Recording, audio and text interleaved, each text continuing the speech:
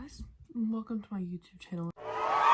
It has been 2 years since I have uploaded, and to that I say, how am I supposed to upload whenever I am also a teenage girl in her peak? When else am I gonna be this fit, this funny, this cool, this busy? Never. I've decided, like, ultimately, if TikTok is shutting down, I might as well start posting on here for my 10 subscribers. So, hey 10 subscribers, thanks for sticking with me.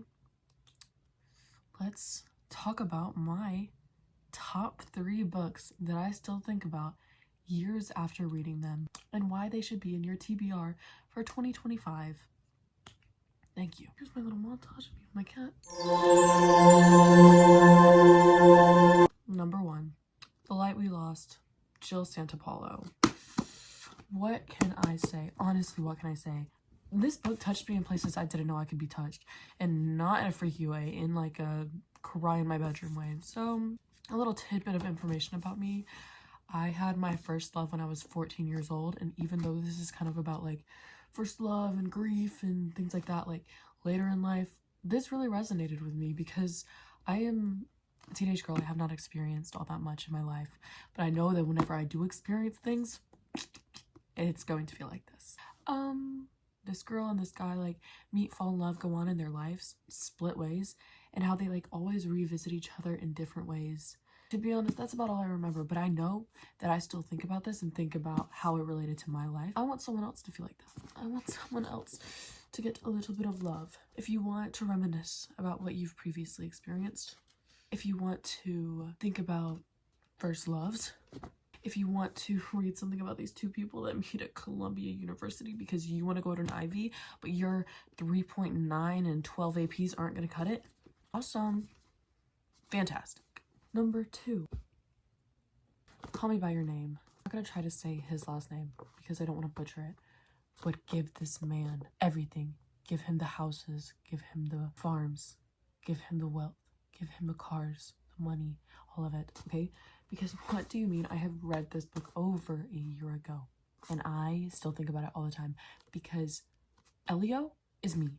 I am Elio, except Elio is a fictional teenage boy that lives in France that fell in love with a traveler that stayed with him. I am a straight white American girl that is definitely real and living, but you know, nonetheless, incredibly powerful story. First of all, it shows the like urges of love and want and need, and how like love is like really truly intertwined through us, and it's in our nature to be completely giving to love whenever we don't know the pain that it can make us go through. And I think it's incredibly strong.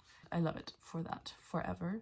I wanted to read a little tidbit, a quote if you will, that basically encapsulates how we have all felt at one point if we've ever been in love. If not, I love you. Keep yourself like that, because being brokenhearted for the first time is horrendous and terrible and awful.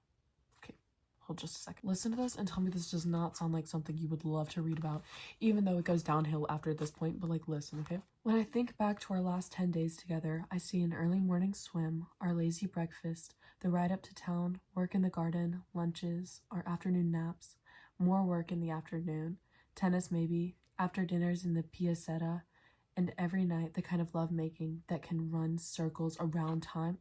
Because I know that I want to experience that in the coast of France. Are they in France or are they in Italy? Oh my god, they're in Italy. Okay, I don't know why I thought they were French. You know, actually, I don't care. I don't care.